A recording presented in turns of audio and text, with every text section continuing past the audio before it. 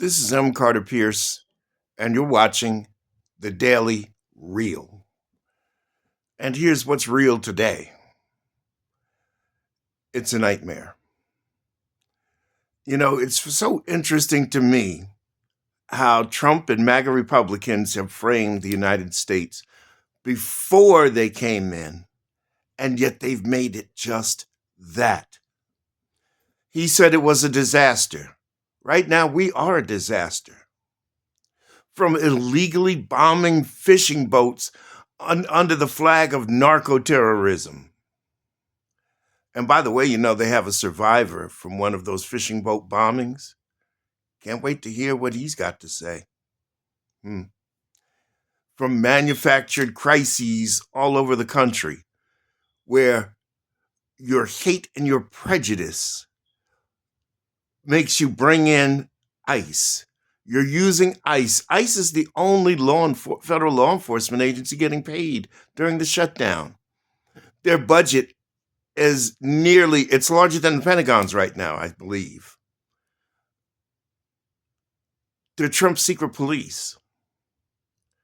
And in your effort to show your racism against immigrants, or what you call immigrants anyway, we're going to touch on that in a minute, you send these people in supposedly to arrest criminals, but they're getting everybody that even appears to be. Doesn't matter if you're here illegally. Doesn't matter if you're a criminal. If you're other than Caucasian, you're getting arrested and put on a boat or a plane to God knows where, incarcerated. It's illogical. It makes no sense, and it's not right. But this is what's taking place in Donald Trump's America. You know, I had a conversation last night with a guy, and I could tell from his accent that he wasn't quite fully American. You could tell by his accent. And I told him this. The people that are doing this don't seem to realize that it was immigrants that built this country.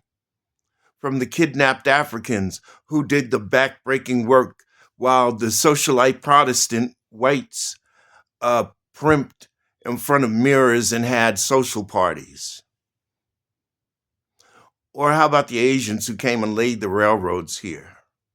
Or the Irish and the Italian that came here on the ships and did the manual labor and the hard work for peanuts and built this country to where it is today. And incidentally, the Trumps were none of that.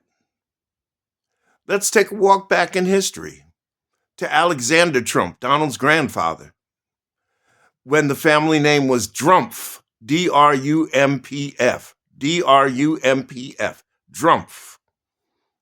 Alexander Drumpf came from Germany and came into the United States and was deported back to Germany. And when he finally came back, he was spouting the musings of Hitler. He went to Alaska and profited in whorehouses and illegal booze. And then along came Fred. Question about where Fred was born. And especially Mary, of Scottish ancestry. She's a Highlander. There's no clue what the exact date is when she was supposed to be naturalized. And then there's Donald and his ilk. You've got a chain of immigration here. And let's just focus on Donald for a minute. His first wife, Ivana, Czechoslovakian. He brought her here. Supposedly she was naturalized about 4 or 5 years after she got here. Had 2 anchor babies. 3 anchor babies. Eric Jr. and Ivanka. Second wife, Marla Maples. Well, Marla Maples was his side piece that he decided to marry. And then he screwed around on her with Melania Naus of Slovenia, who came here on an Einstein visa, lied about graduating from college, which she didn't, and had an anchor baby named Barron.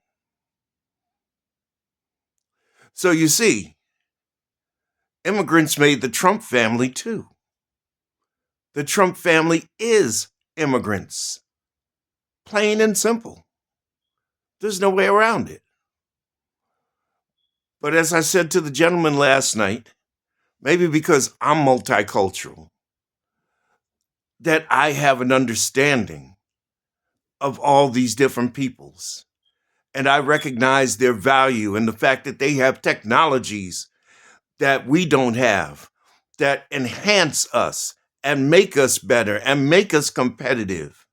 And we have things that they don't have. And the only way for us to all benefit is to trade and exchange. And yes, they need to come here and get a fair shot. The founders, the framers of the Constitution, never said our borders should be closed. Rather, they said, welcome the stranger. For you evangelical Christians there, even Paul said, be kind to strangers, for you never know when you're entertaining angels.